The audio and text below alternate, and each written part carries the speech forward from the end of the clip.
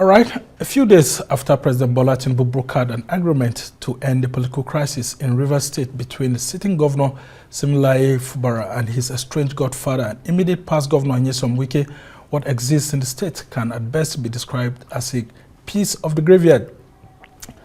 Just on Friday, several people stormed the government house in Port Harcourt, protesting against the presidential intervention on the political crisis rocking the state.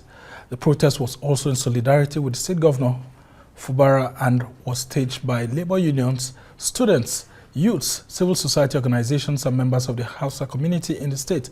Now, for several hours, they occupied the government house, chanting solidarity songs in support of the governor and condemning the terms and conditions of the agreement, while describing Tinubu's intervention as being lopsided and tailored to favor Ogwuche. Now, President Tinubu's intervention in the Rivers crisis produced an 8-point peace deal, which has continued to generate reactions, with most of the recommendations being rejected by people of the state. 6 elders have also dragged President Tinubu to the Federal High Court in Abuja for allegedly compelling Governor Fubara to enter into an alleged unconstitutional agreement. It also demands that all impeachment proceedings initiated against Fubara by the State House of Assembly should be dropped immediately. Now, that document also calls for the leadership of the Rivers State House of Assembly, as led by Factional Speaker Amewele, to be recognized alongside the 27 members who resigned from the PDP, as well as the restatement of the commissioners who resigned their appointments because of the political crisis. Now, some of these provisions are currently being implemented, with some court cases having been withdrawn. But let's listen to the protesters who converged at the government house on Friday. Whatever be the issues, we appeal to whoever they are, let them allow the governor to keep on the good work he's doing. River State workers are happy. River State workers are happy. And the workers cut across the entire citizens. But every worker in the state, every worker anywhere has not less than 10 dependents. And we will not in any way want anybody to cut this joy from the heart of River State workers. So we want peace in River State. We want Fubara as our governor to continue. Well, that's a representative of the workers, and they are seeing things from a different perspective. Well, to help us review the situation in River State with particular reference to the peace deal and its implications, we have assembled 2 experts who are neutral and are non-political on these issues to help us understand. And they are from Port Harcourt, actually. We have joining us right here in the studio, the publisher of the Beam newspaper, Ndukwe. She's also the president of the Citizens Quest for Truth initiative. And also joining us from Port Harcourt is a legal practitioner and human rights activist, Festus Ogwuche. Thank you so much for joining us. And we actually assembled you here because we know that you don't have any leanings to any of the groups. And so I will start with you here, Obi. Talk to us about what's been going on.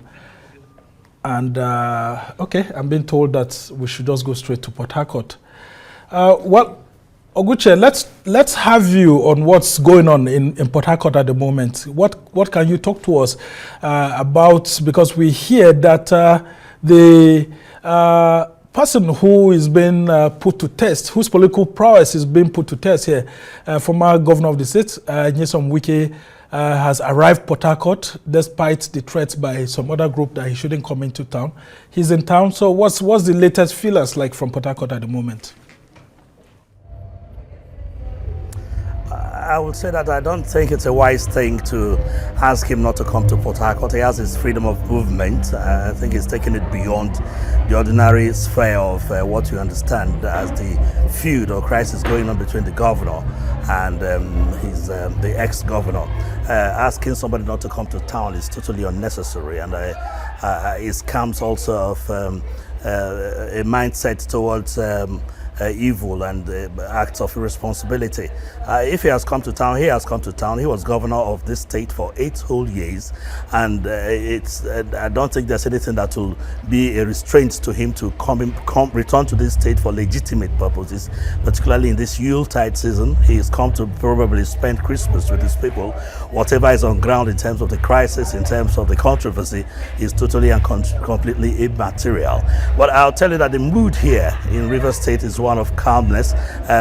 People really understand what is going on, and they are well averse with the issues and the facts on ground. And I think it just depends on how the issues are settled, the controversy is brought to its dows, to the extent that the people will get the benefits of democracy, that the people at least advance their own causes towards a better end for the people of Rivers State. These are the important things, and not whatever anybody is talking about, Wike returning to town or not. It's immaterial. It doesn't concern them. Thank you. All right.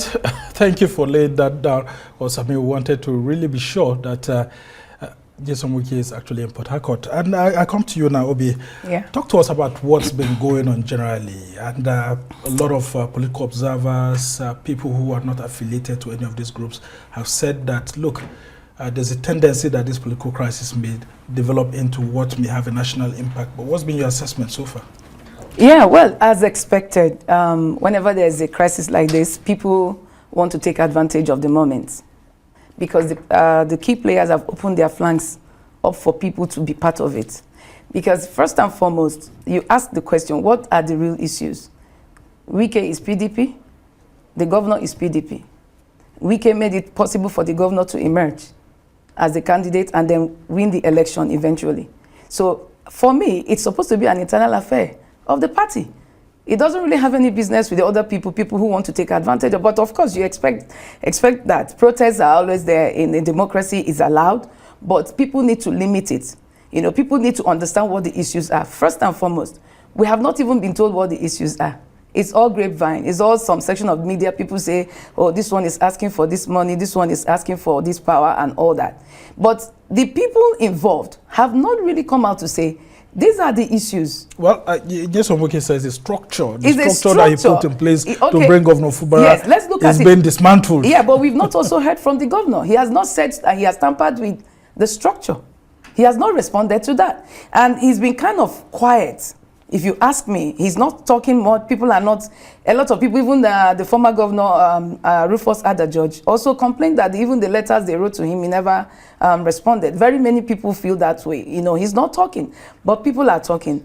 And he's not also stopping the people who are speaking on his behalf. So when there's silence, it actually means consent. So what it means is that those who are protesting, who are kicking against the minister, Wike, are probably doing that in favor and then with the approval of the governor. But anyway, that's not even my worry. My worry is, what are the issues? How does it affect Rivers State and Rivers people? Governance, have we deviated from governance and then followed politics? And as far as I'm concerned, it's even too early in the day. 5 months, 3 months, 6 months, and then we are seeing this kind of crisis. Definitely is going to have a spillover effect on the state. I guess that's why the workers are already coming out to say this and that. But if you look at it, the workers are still supporting the governor. What's happening? Where are the Wike people too? I mean, where are the protesters on behalf of Wike? Let me tell you one thing very many people don't know. Even I've listened to so many commentaries, so many people who are discussing this issue, but there's something they have forgotten. The average Rivers, I am partly Rivers. I live in Rivers. I do my business in Rivers. I've been there from all the least time to Amechi to Wike and now. I can tell you better. I stand in a better position to give you the assessments. Most Rivers people, is a tradition for them. They have no business coming to Abuja. Even if you make one of their own president, they won't come. They prefer to remain in the state because the government house is closer to them, is more accessible. They don't have to pay for hotel or flight to get there and get whatever they want. It's that simple. The people in power with the governor are people they know. They know their houses. They can always access them. They have a way of reaching out and get what they want. They have no business coming to Abuja. So it's not surprising that very many of them are tilting to the side of the governor because that's where the support actually is. Okay. There's food on the table for everyone exactly, there. Exactly. All right. Let me come to you, Festus Ogwuche. It looks like what is happening in Port Harcourt is that you have a lot of food is ready politicians approaching the governor, Governor Fubara, to want to protest on his behalf. And we haven't seen so many people on the side of former Governor Nyesom Wike coming out en masse, going to the government house to also protest on his behalf. Because, I mean, we should give him some right of fair hearing here. There have been accusations here and there. He said his structure was being dismantled. The governor has been mute, and some people say reticent. What do you make of this? Why is it that the protests are looking one-sided, very tilted towards the government house? Well, it's all a matter of politics. Incidentally, and quite unfortunately, we see more of disruptive politics here than developmental politics, and that's a very bad situation, I can confess. Issues are divided here between people who are on the side of the governor and the side of Wike. Those on the side of the governor, the incumbent governor, are more, very, very much more, because of what is erupting from the grapevine. I would not say that nobody has told us anything. We see what is on the ground. We see everything that's been happening, and a lot has been brought to the light, to the forefront, and people are discussing it. People are talking about it.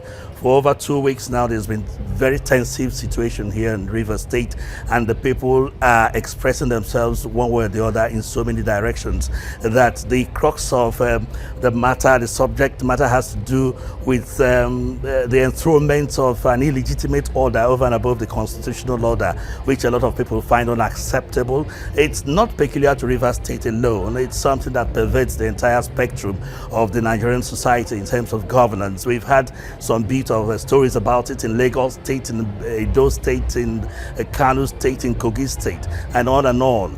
And we are now beginning to ask questions regarding the place of Godfatherism in our society, in our political system, and the extent to which you can allow it to flourish, because it is now being taken to the backwoods of political faith, in which people can no longer express themselves, people can no longer express their sovereignty, and the rights of the people to participate in their own governments are now subject to limitations in terms that somebody else can go and enter into a different pact with another person, suspend the provisions of the Constitution, damnify the fundamental objectives and directive principles of public policy, and begin to do his own thing with his own master.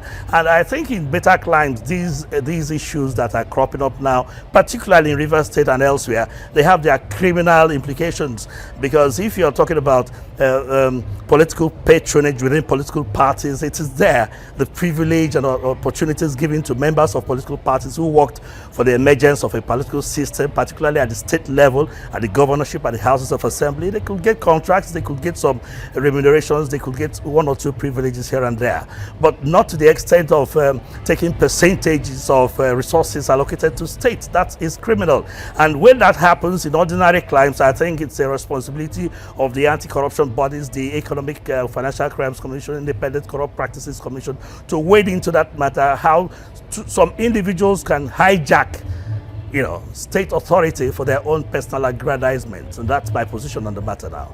Thank you. And some people will say that that still remains in the realms of speculation. Just like she has said earlier, I mean, Obi, right here.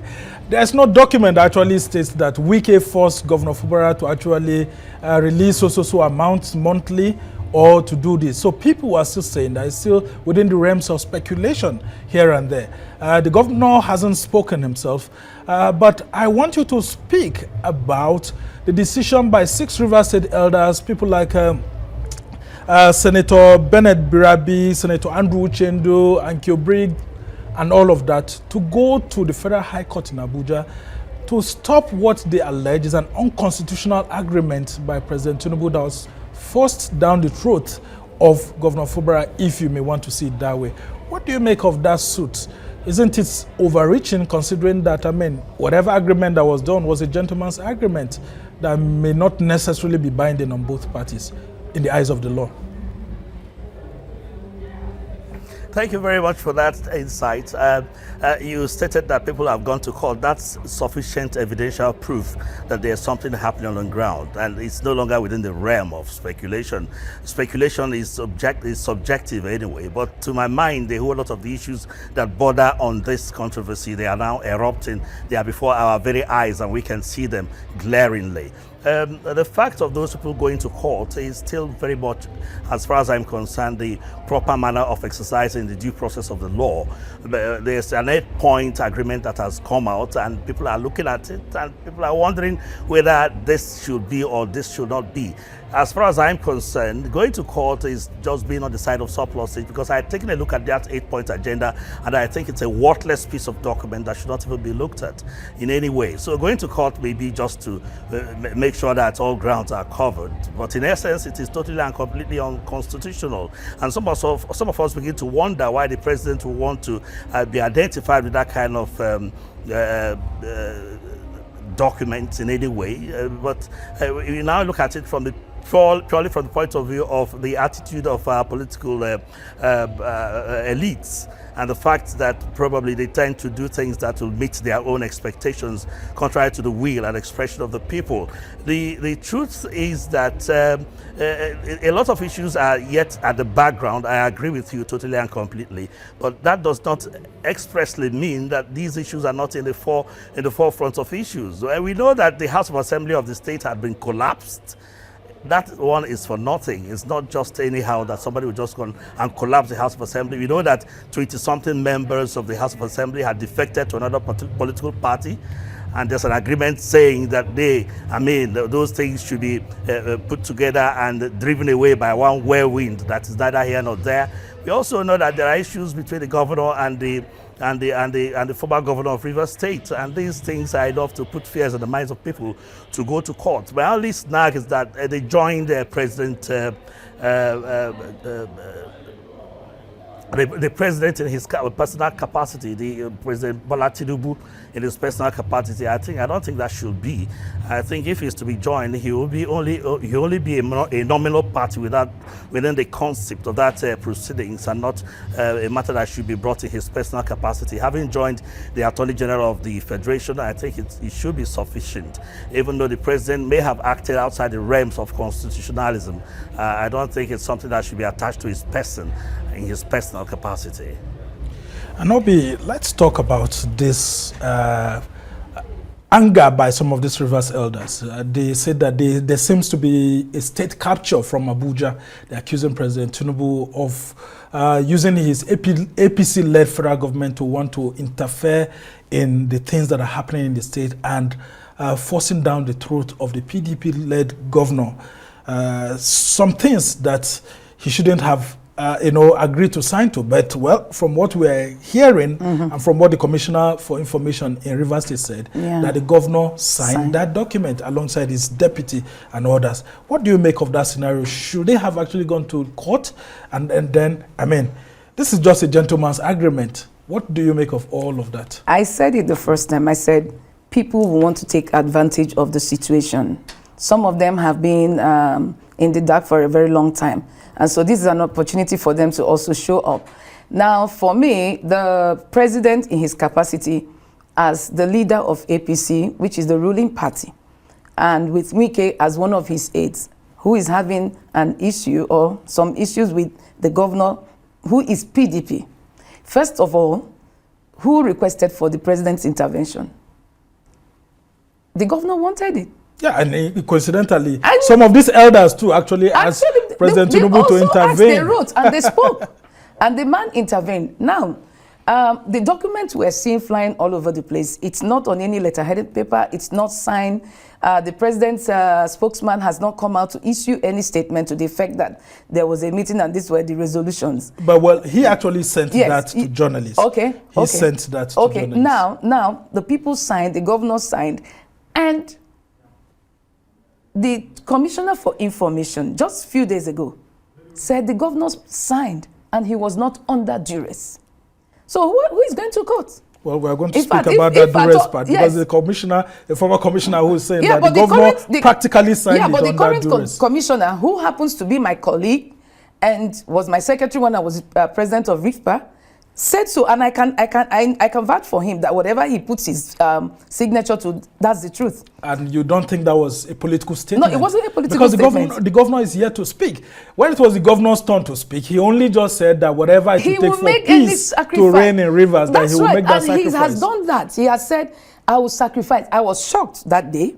But again, I had to review. If he says, look, this is, first of all, when he was going to become governor, who was there to witness the agreement they both had? So there could be a hidden agreement somewhere between him and They Wike. will never tell you the truth. Politicians will never tell you. No matter how they fight, there are areas that are no-go areas. So it looks like Governor Fubara may have violated the first agreement. Exactly. Which was not made public. It wasn't made public. Okay. And so now they have gone into the house and some things have been let out. And probably the man who is also trying to make the peace has also weighed it based on that. And he says, okay, if that is the case, this, and the man says, I will sign. First of all, you're a governor, you have immunity, you have the powers. The only thing that you can be threatened with is the courts to remove you. That's all. And if you say you want to stand for the people of Rivers State, you will stand firm. You don't need to shake. You don't need to go and sign anything that probably is just going to protect you. Maybe there were concessions that were going to be made. I know that the matter is still at the Supreme Court. Who knows? You know what our judiciary is like, with all due respect. So it's possible that some person, but the people who are going to court, this is aspect I often want to talk about. The people who are going to court, the elders who are going to court, are they going to court on behalf of the governor? Well, or they in their seem own to be capacity? sympathetic. They are sympathetic, and they are. And very many of them are not even in any party. Some are in APC, some are in PDP, some SDP, and some do not even belong to any party. So it's like it's a group of people who have a common interest. And what's the interest? Rivers State. Now, let me ask you a question. Rivers State resources. Let me ask you a question. How many of those elders challenged Wike when he was governor and APC Rivers State was being strangulated? How many of them? When APC was letting out the number of people who were killed, how many of the elders went to court to say our people are being killed because of so? How many of them challenged Buhari? How many of them took Buhari to court? That's why I say it's a matter of interest. Are you getting me? Fine. There might be issues, the resolutions may not be as expected. But like I said, it's an internal affair of the people who are involved. Now, one of those interests from what you have said could be that maybe the governor was being threatened on the ground through a Supreme Court's potential judgment that may not go his own way. And the issues of ethnicity too. The Ijaws are seeing themselves as being emasculated by an Ikwere man, and they say that, look, we're the majority in several states, this Niger Delta, we shouldn't set it on fire.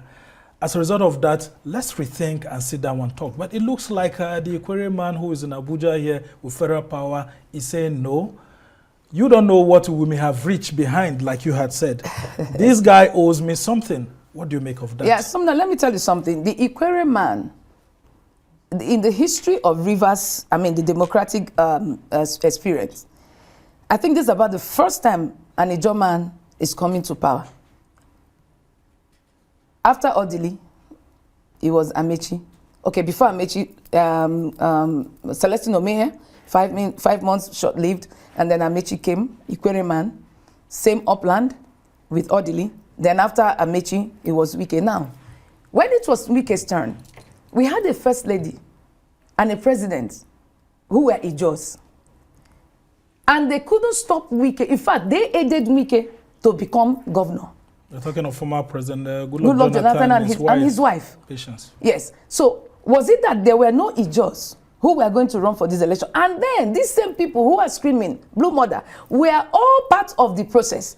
I didn't see any one of them who came to shout that it's not possible for an Ikwere man to succeed an Ikwere man because it was a party thing. The important thing was for PDP to capture power from Amechi, from the APC. And so they allowed it. Now it's revolving within the party. And then somebody says Ikwere's Ijaws are being emasculated. If Wike had not given Fubara the tickets, would we have been here? Yeah, I mean, because they also celebrated former Governor Wike for ensuring that it didn't really just go back to the Riverine people, but that someone from Ijaw actually got it. And that's why a lot of us are actually surprised. As far as I'm concerned, it's not an ethnic thing. So how come some of these groups are making it look that way? Definitely people would cash into it. That's what I said to you. But it's not supposed to be an ethnic thing, because even the Wike himself has Ijaw people who are on his side. Yeah, I mean, I overheard him saying that there are so many people he has given positions to. Exactly. But I just want to go back to okay. Festus. Talk to us about this the use of ethnicity to actually drive some of these discussions. How much of an issue is the Ijaw issue that's being raised by some of these groups? And then, of course, they saying that, look, an Ikwere man cannot continue to impose certain decisions on them in Rivers State. I think that spells of the character of our political elites to rake up primordial sentiments each time there are issues of this nature. I don't think there's anything primordial about it, and to say it's an Ijaw ethnic matter against the Ikwere ethnic matter is taking it beyond the realm of the ordinary. I would say that people are just not very satisfied, or rather disenchanted, with certain issues that border on constitutional infraction, and it doesn't matter with what I am here in Port Harcourt, and we see a whole lot of groundswell of public opinion going the way of upholding the Constitution. What is happening here also is a manifestation, or rather a reflection, of the wobbly nature of our electoral system, that a single individual can enthrone somebody as governor, as president, and the fact that, well, the ballot of the people does not really matter and doesn't count. Because if Fubara has a very strong needs with the people of Rivers State, a scenario like this nature will not even crop up. If there's a very strong connection between the elected person and the people that elected him, then the issue will border most essentially paramountly on the will and expression of those people, that he cannot go ahead and do anything, endorse any document, make anything speculated whether he had thrown in the towel or not, without the indulgence of the people. So it's not a query. It's not just the Ikwere and the Ijaws alone. There are other ethnic groups here within Rivers State, and everybody's registering some form of disenchantment with this ongoing saga, this controversy that is trying to pull the state down, pull it backwards. The gladiators can have their way, but I think at the end of the day, what matters most importantly is the will of the people, and this can be properly expressed by recourse to them on very vital issues of this nature. They have said very well that we don't have referendum in our constitution, but you don't have to have referendum before certain issues are placed before the people for decision. You know, the democratic tradition is contemporaneous with referenda. Look at other constitutions in Australia and Canada, there's no referendum there. But for very weighty issues of governance, you cannot just go and act alone. You cannot just go and say, me and this person had entered an agreement before the election and this person did. That means there are certain things involved in the emergence of the governor, the emergence of whoever in the course of elections, which did not involve the people, that makes it possible for him to enter into an agreement or into a pact with another person. Now, what is important is that if you place the pact side by side with the Constitution, will you say it is constitutional? Will it equate with the fundamental objectives and directive principles of state policy in Chapter 2? Will you say it equates with the theory of governance in every ramification of it, relating to how people should be governed in a democratic system? It's either we have that system correctly or we don't, or we throw it through the dustbin. And that's the point that must be expressed very, very emphatically.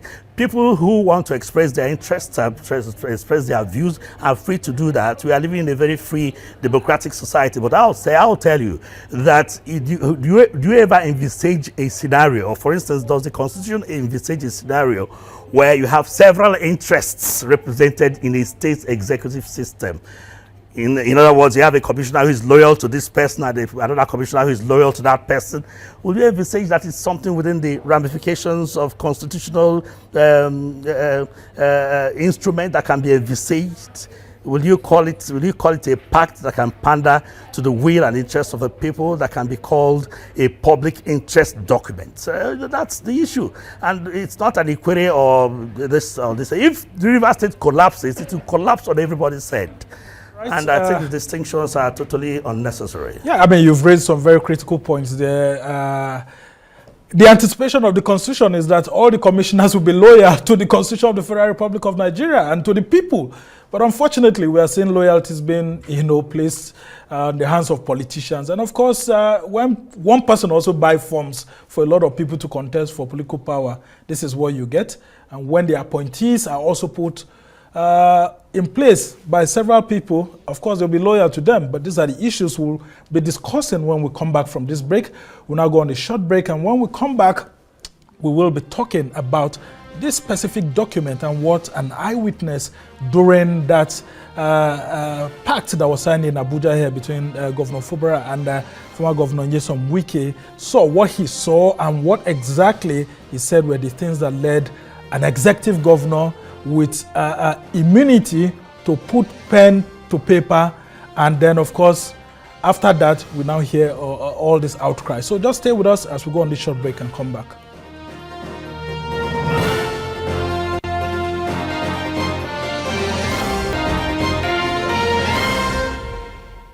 Welcome back from the break. You're still watching This Week, and I'm Somna Sambo. We're still reviewing the River State political crisis.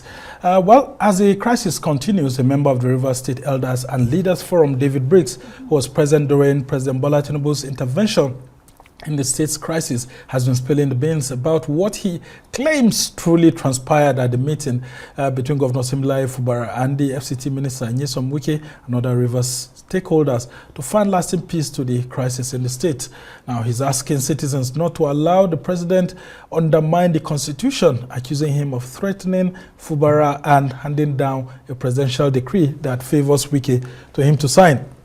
Analysts say the allegation of subtle threats by the president on Fubara, a sitting governor, over the political crisis in his state is a disturbing phenomenon and raises questions about the credibility of Tinubu's intervention on the matter and whether or not his peace deal will yield any meaningful results. But let's take a listen to what the former commissioner had to say. I was there, so I'm a witness. So what I say is primary, not secondary. We are invited for a meeting, but that was not a meeting, because a meeting means opinion will be sought. There will be discussion between both parties and resolutions will be reached. But that is not what happened. What happened is that Mr. President walked in with a written resolution, addressed us, and declared that what he has in his hand is a presidential proclamation, a presidential directive. And at the point, withdraw and emphasize the fact that he is the president of the Federal Republic of Nigeria. Therefore, he can whip. And anybody who tends to say no to what he's saying, it has consequence. That is not democratic. That, in a simple layman word, is a threat. He wrote the resolution, but refused to read the resolution. Handed the resolution to Dr. Odeli to read and interject. And each time he interjects, it comes with a subtle, polite, smiling insult. And thereafter, he asked the governor to speak. Now let's get it very clear. If you are in the position of the governor, what will you do? Get up and go? Say no to Mr. President with that kind of subtle but energetic threat? But one of us asked him a simple question. And to be specific, Adoke Amasimeka has him. Same should do this. Governor should do this. Governor should do that. You have not said, watch those 25 or 27 assembly members that defected from PDP to APC without consulting their constituency and constituent, what they should do. And of course, you can see the situation. The president's reaction was very clear and simple, but very, very dangerous. It was a concrete intimidation to say he's a leader. In fact, he withdrew on his seat and said, I am the leader of the APC in Nigeria. Well, I still have with me Festus Ogwuche, who is a legal practitioner and human rights activist right there in Port Harcourt, the River State capital. And also here is the publisher of the Beam newspaper in Port Harcourt, Obi Ndukwe. She's also the president of the Citizens Quest for Truth Initiative and Advocacy Group. So I come back to you, Festus Ogwuche. What do you make of this statement by someone who says he was an eyewitness? Do you actually believe all he said? And he also went further and said that anyone who was at that meeting that doesn't believe that he's saying the truth should contradict him. And I mean, for several days now, we haven't heard anyone saying anything. I wish he had stated that on oath. There's a deposition on oath that we can hold on to. I find it very difficult to believe, though you had said that nobody had controverted or debunked it, which also points to its truth. I will say that it says so much about what's transpired, but we are not going to hold that very concretely, solidly as an evidence that we can use anywhere. But the document speaks for itself. We have taken a look at the 8-point agreement that they reeled out, and we have studied it very, very comprehensive, very carefully, and seen the implications, particularly the constitutional implications. I know that issues are already polarized in this controversy, and people are raising all manner of issues here and there to see how they can demean the person of the president. I strongly doubt if the president of the Federal Republic of Nigeria, Commander-in-Chief of the Armed Forces, no matter what character he is, will exhibit the kind of scenario that is painted by that has been painted by this gentleman. But then the document itself speaks for itself, because there are there are points that are assertive, so assertive that you begin to wonder whether the intention of the document is to suspend the constitutional order, which I think it is not, because as far as I understand the law, it is totally and completely out of place for anybody to think that a new social contract will come to impose itself on the provisions of the Constitution. Or better still, maybe somebody will tell us from the presidency that they want to insert it or put it as part of the constitutional framework. Then let us take it to the National Assembly. Now that it has become a known tradition to us, then we can bring in the issue of godfatherism and make it a constitutional element, so that we don't begin to raise eyebrows unnecessarily when people go and commit aberrations and do things that are inimical to the Constitution. All right, a very interesting perspective. We should add godfatherism into our Constitution. Well, you would have heard what the former commissioner said. What's your statement? Well, I think I want to align with Mr. Ogwuche. I don't want to believe that the president will do anything that will undermine his person, even as a sitting president, knowing the implication of, first of all, that thing is going to be made public. That's the truth of the matter. And if you look at it, if you scrutinize it very well, you will see that, yes, there were areas that sounded assertive, But again, like I said, we talk about law and constitution. Have we really ever played politics based on the provisions of the law and constitution? It has never happened. If we have done it, maybe it's 30%. Oftentimes, politicians go into agreement, they are desperate. When you're desperate, you want to run. You are given certain terms and conditions, you accept. Yeah, I mean, that's why I don't pity Governor Fubara. Exactly. By the time you now get in there, you now begin to play the victim card. Yeah, but when you get into power, it's a different ballgame. No. You are now the chief executive officer. You are not the chief executive, but there are things that you naturally disengage gradually.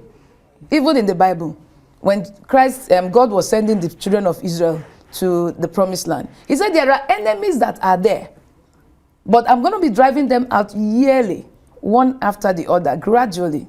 And if I may add, there's also that talk about a strong man. When you get into a strong man's house, yes, you have to look for ways to bind him. Of course, you don't just jump into the arena and begin to box. You have to understudy and then be careful. So I think that's what the governor, with all due respect to him, he's trying to do. That's why he's rooting for peace. He says, and that's what people are saying, that the governor is reticent. Yes. He's trying to look as if he's naive. Exactly. But in reality, he may have entered into some agreements with Nyesom Wike. And that's why Nyesom Wike is insisting. The governor has not been a politician. since the history of River State. I've always known him as a civil servant. He was there the days of Orderly in the government house. Under Amechi, he was also very much around, doing his job as a civil servant. And then later on, Wike made him, I think, the accountant general, of the state. So he's never really played politics. But you cannot say that he does not understand the protocol of the palace, having been within the palace for all these years. He knows the way these things... Especially in turbulent Rivers State. Because since 1999, Rivers politics has always been very turbulent. And especially working with a man like Wike, let me tell you, I'm not Wike, I'm not here to defend Wike, I'm not his apologist. Everybody knows I'm one of those who have been attacking Wike even on social media. I only decided lately to just slow down. But let me tell you the truth. If you're working with a strong man, like you said, you must understand the strong man. You must be able to place him exactly where he is. But Wike himself, do you know the things that Wike did for Fubara to even emerge as candidate of the PDP? There were other people, aspirants who I know. Personally, I know the message I sent to him, I said, this is my analysis of the aspirants, and I think that this person, if you give it to this other person, I know. And I'm kind of vindicated because I saw this coming several months ago. So, I mean, it's... You think Wike was just trying to look for a toy boy and only for this toy boy to now graduate into someone that he can't control? Except if he didn't know Fubara very well. And I don't want to believe so because they've done a lot of things together. And even when EFCC was after Fubara, I think at some point he kept him in the government. So they have been working closely right from the time Wike was chief of staff to Amechi, I can tell you. So for Wike, for anybody to tell me that Wike didn't understand him, no. I think that what happened is that when this crisis broke out, some persons decided from the Wike's camp who lost out of the power play. Some of those who wanted to be governor, some who wanted to be speaker, some who wanted to be chief of staff. It's just them coming together and saying this is an opportunity for us to wrest power from this man. It's kind of, a vindictive move. It's not really about the governor. And then the governor, unfortunately, is sitting there and then they are probably using him to get back at Wike for not doing what. And then you see that people from even APC and some other parties who feel that Wike, stopped them in the past. So it's an opportunity for them hit back at Wike. At Wike. Well, it's good to actually hear the other side. Yes, but yes. I'm still concerned about this threat. Can an executive governor who enjoys immunity be threatened, including by a president, when he shares almost the same sort of executive powers? We have seen governors. Even Tinubu was a governor when Obasanjo tried to stop him. Ogwuche Okalo was a governor when Obasanjo, he had his issues. We all know how it ended. It got to a point that Oji had to move to form another party and use it to sustain his political hold. Now, we also saw the likes of Amechi. We saw what happened between him and Jonathan. And then eventually he left and joined the APC. The rest of the story you know. And then you also see a Wike, for the 7 years, let me put it, that Buhari was president, it was fight, it was talk. I'm not sure Wike ever came to Abuja and slept in Abuja for one day because of the issues there. He stood his ground. So why is it that a governor, like you said, who has immunity, cannot stand his ground? You go and sign a document, you come back and start playing the victim, making everybody believe that they are being, and then you are sending your spokesman to also tell the public that you willingly sign. Yeah, these are the contradictions. No, and he also said that he can make any sacrifice for peace. Those who are asking for peace, what is the price for peace? If the price for peace is whatever he thinks he's doing, so be it. The important thing is there's peace. But I tell you that this peace that they are looking for, if they don't, manage it very well, it will snowball into something they will not be able to manage. And again, all right. unfortunately, like I said, even the governor, I think he's smart. He knows that there's something hanging there. I think the Supreme Court is going to, January 15th or so, that's when they are going to decide on that matter. So, yeah, but I think that he should go beyond whatever he's doing in public. Go back to the man.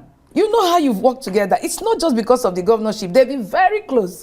So go back to him and then go and see how you can resolve these issues. And then put aside every other person. As far as I'm concerned, they're all distractions. All right, distractions, especially for governance. Yeah. Because governance is really suffering at the moment. Yeah. And I come back to you, Festus Ogwuche. Talk to us about this a threat. Can a president actually threaten an executive governor when they all enjoy executive powers?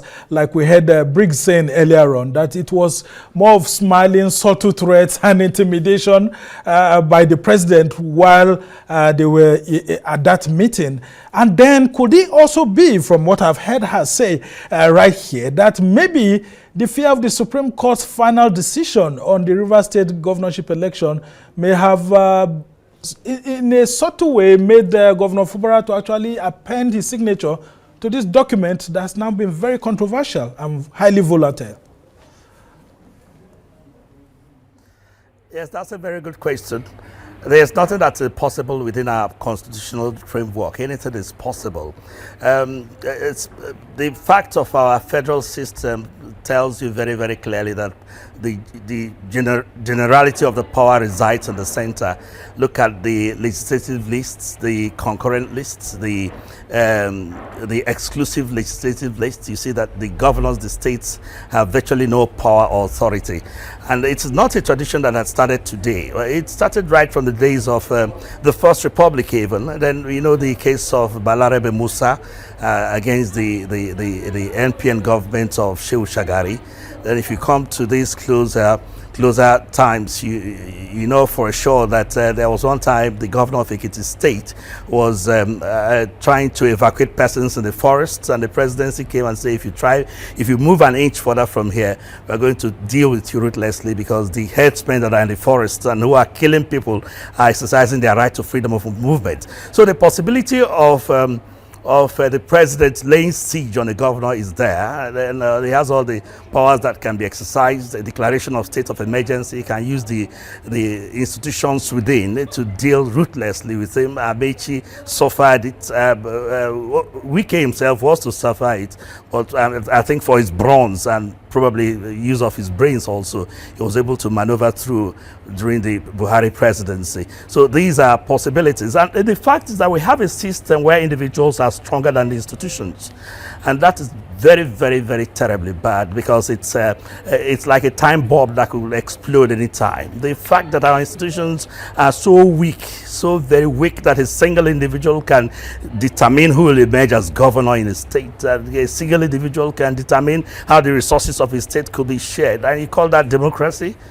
The lady there in the studio has told you that this is something that may not be sustained over a period of time, because it's like taking the society to the doldrums of ineluctable fate.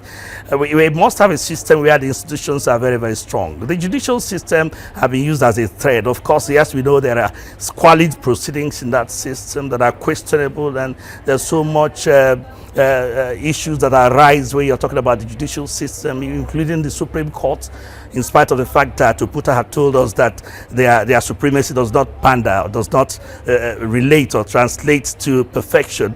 We know that there are a lot of issues concerning the recent decisions of the Supreme Court that we find unpalatable, and the possibility of the president using them to uproot a system within the state structure is still possible, because we know that the decisions more from that angle are more of sentiments than the real issues of law. All right. Just before I let you go, I mean, I'm just going to give you the last 30 seconds so that you actually just throw in one or two things. And I will start with you, Ogwuche. Do you think that Governor Fubara is as naive, as reticent as he tries to make the public think he is when he gets back to where the cameras are not there and all of that?